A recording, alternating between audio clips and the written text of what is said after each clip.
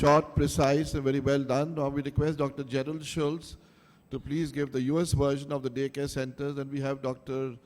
Natarajan, who missed his talk, who will be talking in the posterior segment. Professor Gerald Schultz is from Loma Linda University, and I request Dr. Kiki Mehta to introduce him. Okay, I was going to talk on the keys for a successful practice, which I might do. But instead, I'm going to start with how to guarantee the failure of an ambulatory care center. And the reason is I've been involved in 2 failures, of which I was the chief. And the reasons are 2. 1, financial, and 2, we cannot keep up with the costs because of restrictions of the oversight organizations and the cutbacks from the health maintenance organizations. Now, there's a lot of interaction of knowledge between India and the United States. We learn from each other. And it's great that India learns a lot from the United States, but I'm afraid that you will also learn our faults. So let me tell you about how to fail a surgical center. And this, as I said, is from experience. In the United States, we're very susceptible to lawsuits. The lawyers rule healthcare. We're afraid to do this, we're afraid to do that. So what does this mean? It means that there's a lot of wastage. When we put dilating drops in a patient's eyes, instead of using the same bottle by a nurse, not touching the lashes, every patient has its own bottle of dilating drops, and then we have to throw it out.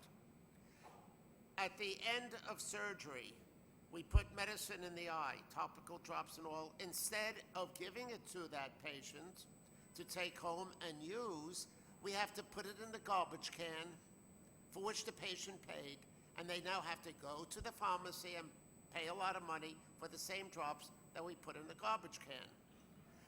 When we move patients into the operating room, they're on a gurney. Why can't they walk? It takes time. We see that in our surgical facilities, we have a lot of personnel, too many personnel, but they do one thing after another instead of having simultaneous work. We have this group setting up the patient, that group setting up the operating room, and another group working on the microscope, etc.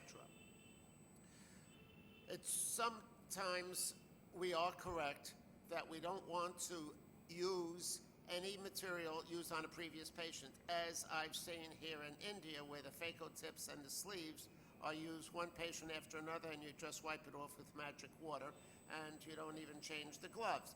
These are the least expensive items. Phaco tip could be sterilized later, so can the sleeve.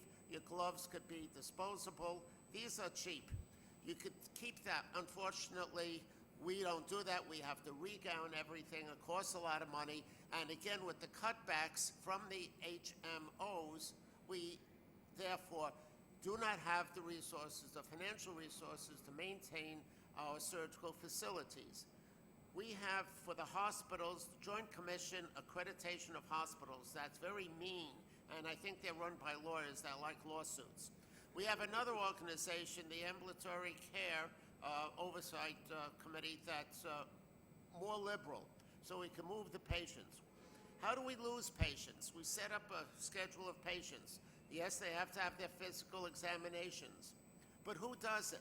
It's their own HMO doctor, if and when they can get that appointment. Well, they can't get the appointment in time for their surgery, and they have to have the lab tests. Okay, it's good to have lab tests. God forbid they should be a little anemic and you lose a drop of blood. And because of so-called shortage of doctors in the United States, we have physician assistants that see those patients. And if they see any glitch in the EKG off to cardiology, that creates delays. And if you're afraid of running over by having a lot of patients booked, knowing that you'll get a meltdown of your surgery because they have to go to cardiology, urology, psychology, and pediatrics, you lose your slots, and you're maybe down to maybe 2 or 3 cases, And you cannot maintain an operating room financially if you're only doing 2 or 3 cases, but that's what happens. So this is the guide to failure. You have to have a lot of cases booked, knowing there could be a meltdown. You have to have medications that could be reused without the worry about contaminations. For instance, the bottle of fluid. The fluid goes into the eye. There's no regurgitation. Yet we have to throw out every bottle of fluid that we use for phaco, even if we only use, and I only use about 40 cc a patient, 50 cc, and yet it's a bottle of 500 into the garbage can. This is the waste of money, and it guarantees the failure financially of a surgical center. I had 2 of them.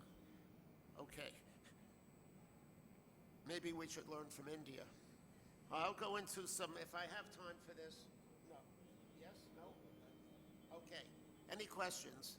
If you have any questions for me on how to kill a surgical center, I'll be sitting over there. So Dr. Schultz has given a very nice talk, but that's the reality. While Dr. Natarajan comes up and gives his talk,